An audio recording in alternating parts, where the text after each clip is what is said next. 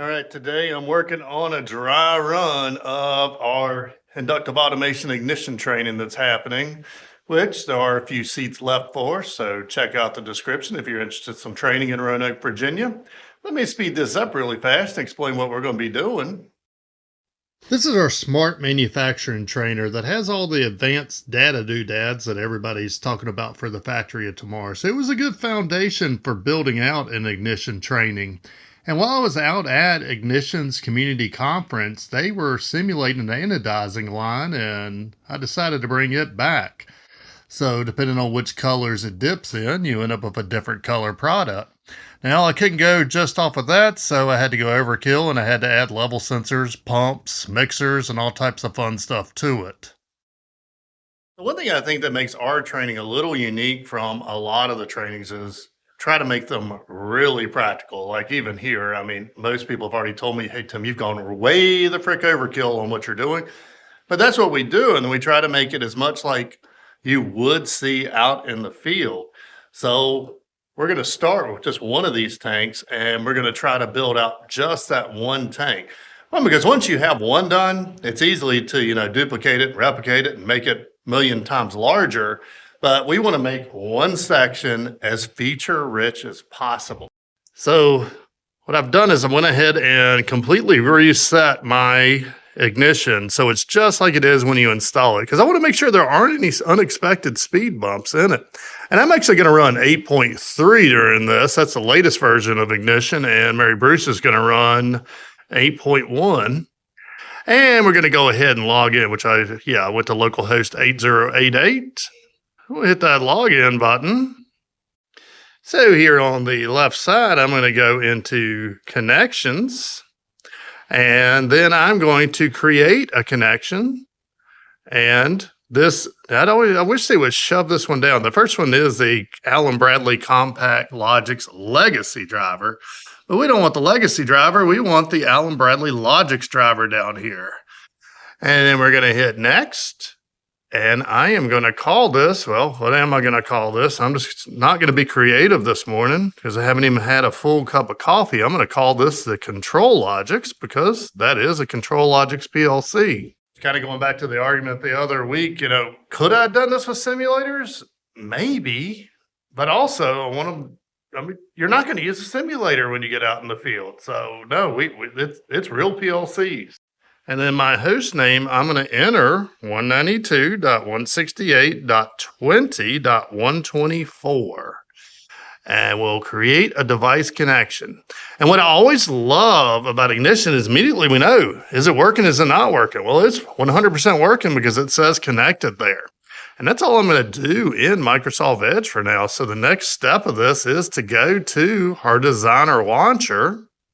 And then we have to use our fancy login again, which, yes, you can tell mine is short. And yes, I know I need to do a better job at that. And then, since I've wiped out all my projects, this is all brand new. So we're going to create a new project.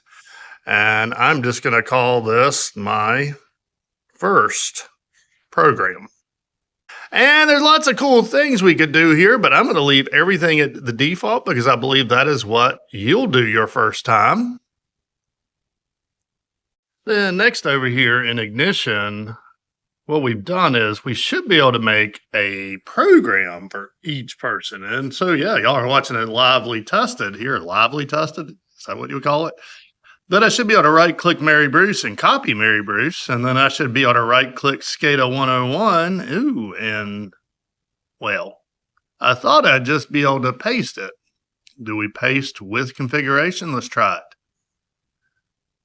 Okay, so, well, the final name, in my case, is going to be TW. We'll use that. Whoops. And let's try it. And we're going to just go for it. We're going to finalize all edits and program and hit it. Okay, so now we have Mary Bruce and we have TW. And mainly inside of here, these are kind of what we are going to call our getting started tags. So these are the tags that they're going to use to kind of get familiar with the system. Now on our designer launcher, we're ready to hopefully get our first tags. So here in this tag browser area, I'm going to hit the plus sign. We're going to browse tags, and we open up Ignition OPC UA, and we go to devices. Then the first thing we have is the ControlLogix, and that's because I added it in Microsoft Edge. And we open it on up, and now we have TW down here. And so the goal here is that when you come to the class, your initial ones, like there's Mary Bruce's, here's TW, maybe your name is Bob. If your name's Bob, then you should definitely sign up. But yeah, whoever your name is. And then we get open up, and these are all your getting started tags. And so the first thing it's telling me to do is that I need to bring our start tag over. I need to bring our stop tag over. I need to bring our end cycle tag over. Well, there's our first problem. The end cycle tag is not there, so I got to go figure out what I named that. Okay, so the final name for that one was mixer end cycle. And that's kind of the goal today, is just to find these little roadblocks or speed bumps. And then we're supposed to grab our level tag. And then we'll hit the OK button. And what I love is right away, they're going to see live values. So that's mainly the reason I have something at least on this level. That way they can see that it is working. Now we're going to go into our project browser and open up Vision. And yes, I did say Vision for all my really savvy Ignition users. I think there's still a lot of use for Vision along with Perspective. But we're going to right-click Windows, Main Window. And I'm just going to call this Main. Probably should call it something more original, but I'm not. All right, now we're going to mainly go through a couple of different ways that we could add stuff to our screen. So the first thing we're going to do is we're going to go over here on the right side, and we're going to find a momentary button. We're going to drag that in. And then we're going to go down here to our Vision Property Editor. Here's where you can find all the fancy stuff about this button. And where it says momentary button, we're going to type start. And then we'll drag another momentary button in, and I bet you can guess what we might call this one. That's right, we're going to call this one our stop. And we probably go through a little bit about, okay, we just created some buttons, we just created some tags, but we didn't actually tie our buttons to our tags. And to do that, we're just going to click start over here. And we're going to drag it across, and when we bring it over top of it, you see how it turns yellow? Well, voila, that actually links it just like that. And then we can grab our stop, and that links it just like that. Now, as magical as that is, we want to understand the why of it. So then we're going to go over here, and we're going to find that control and that indicator. And we see the little chain right here, and that tells us that we've linked it. And we're going to hit the little chain right there. And that tells us what it actually did when we drug that over, is it bound that control and that indicator to it. But now, because they're excited and they want to see something happen, we're going to hit the play button. I'm going to tell them that when you hit the start button, you should see the end cycle come on. And this is the way everybody does it. We hit it, we get an error, and it tells us bad gateway, COM off. And so by default, Ignition only reads. You have to turn on the right side of it. So we'll go over here to the properties, and we're going to make that go to read write. And now when we hit our start button, our end cycle turns on. We hit our stop button, our end cycle turns off. So the next thing you would love to do is be able to see that end cycle in here. We could go down through here and drag something here, but now we hit our stop button. And this time we're going to take our mixer end cycle and we're going to drag it onto our screen. We're going to go to display, and then we're going to display a multi-state indicator. We're just going to start with off and on so they can see that. That when we drag it that way and we hit our play button again, that we have immediate cool stuff happening. All right, so then they want to see that tank level. So we go and we grab that tank level. We're going to drag it over, display, and we're going to make a numeric label for it. That gives us that 1.83. And then we're going to drag it across again. This time we're going to go ahead and grab ourselves an actual tank. And woo, isn't that just exciting? Now, as exciting as that is, now they would love to be able to actually make this tank move. so they can learn about this. So we're going to need to go grab another tag now. So we're going to hit our plus sign, browse devices. We'll open up our TW program. I should have made that one subscribe. If y'all hadn't subscribed yet, y'all definitely should do that. It would make my day if I saw like a peak in the subscribes about now in this video. But then we're going to go down to our,